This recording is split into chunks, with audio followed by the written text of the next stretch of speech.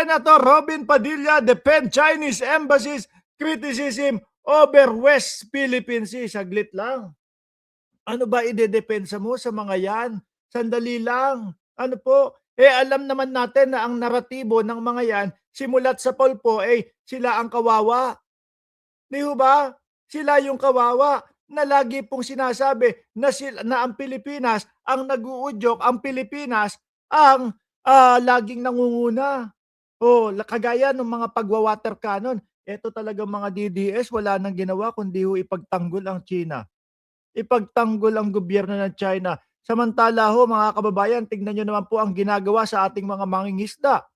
Tignan niyo naman po ang ginagawa sa ating mga kababayan na maghahatid lang po ng pagkain at nung mga pang-repair nung BRP Sierra Madre. Biruin niyo ho 'yun.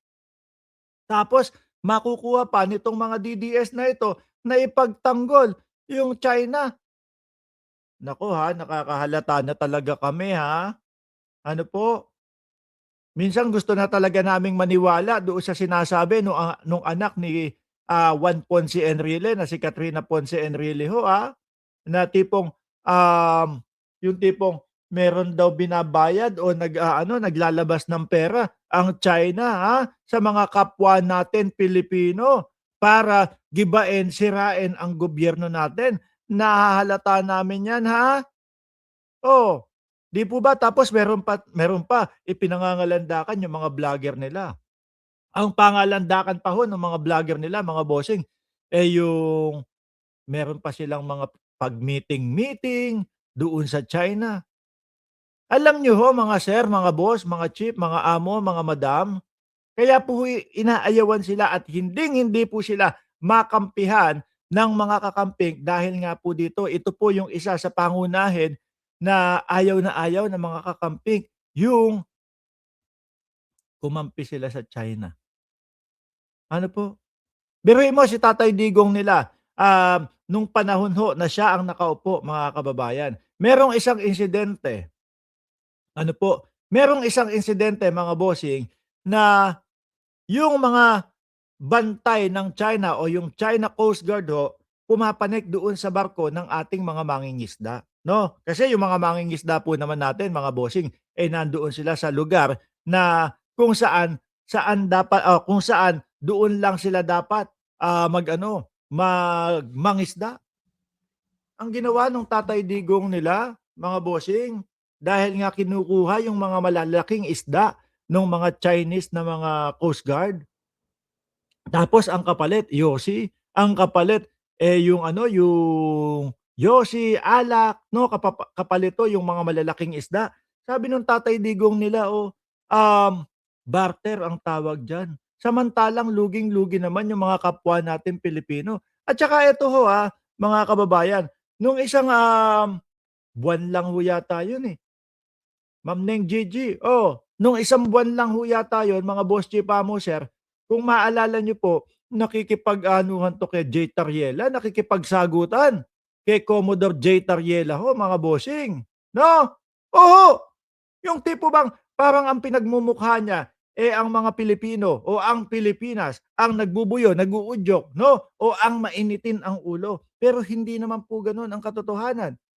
Tayo po, mga boss chief mo sir, doon sa mga ginagawa at yung mga pambubuyo ng China sa Pilipinas, halos ang lagi kong nakikita na resback, sagot ng Pilipinas ay yung mapayapang pakikipag-usap dahil ayaw nga po ng ating pamahalaan, ng ating bayan na tayo yung mauna at magpasiklab ng digmaan dahil sa West Philippine Sea.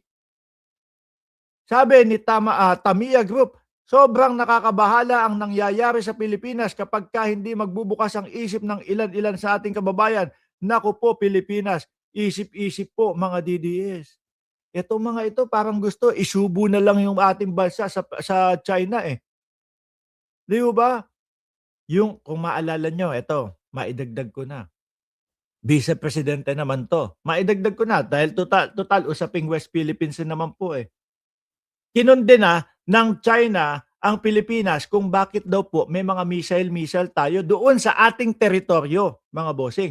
Alam naman po natin ang sagot diyan, 'no? Ang sagot diyan ay para po mayroon tayong depensa kung sakali na itong China, nasiraan na naman ng bait at mambuli na naman po sa atin. Kumbaga, yung missile tapos dinagdagan pa nung BrahMos missile na manggagaling ho sa India. Aba, sabi ng China, "Bakit kayo merong mga missile diyaan sa Pilipinas?" Ayaw ng China 'yun, 'no? Sabi ni Pangulong Bongbong Marcos, "Aba, sandali lang, hindi namin aalisin o tatanggalin 'yan, 'no? Mananatili diyaan 'yan." Bakit? Depensa namin 'yan, hangga't binubully niyo kami, eh.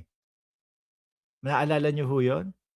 So, ibig sabihin ang ating presidente hindi po natinag doon sa pagpapatanggal ng China um, nung mga missile na 'yon. Aba, after isang buwan ho mga kababayan, after ng isang buwan, eto na po ang bisepresidente. Kung ano po ang tinuran ng China ay parehas na parehas din po ang kanyang sinasabi, ang kanyang inilalabas na pahayag. Nagtatawa pa po ang ating bisepresidente noon, hindi daw niya alam kung bakit para saan daw po yung mga missile, ng Pilipinas, 'no? Siya na nga itong walang, masabi patungkol doon sa China, doon sa agawan ng West Philippine Sea, siya pa itong mismo gusto din magpatanggal ng depensa ng Pilipinas. Nakakatawa ho, 'di ho ba? Nahahalata po yung kanilang mga galawan, 'di ho ba? Sabi ni Paulo Saison, expert niya si Boy Sili, sa foreign policy. Iwanan na ho natin si Boy Sili. Bakit niyo ba tinatawag na Boy Sili itong si Binoy? Kayo naman, 'no, mahilig ba sa maanghang? Hindi ko alam, 'no? Mahilig ba sa maanghang si ano, Robin Padilla kaya ang tawag niyo, Boy Sili?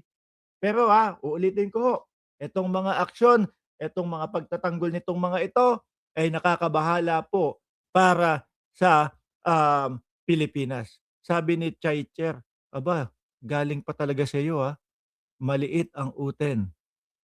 Totoo. Paano mo nalaman? Nakita mo na ba?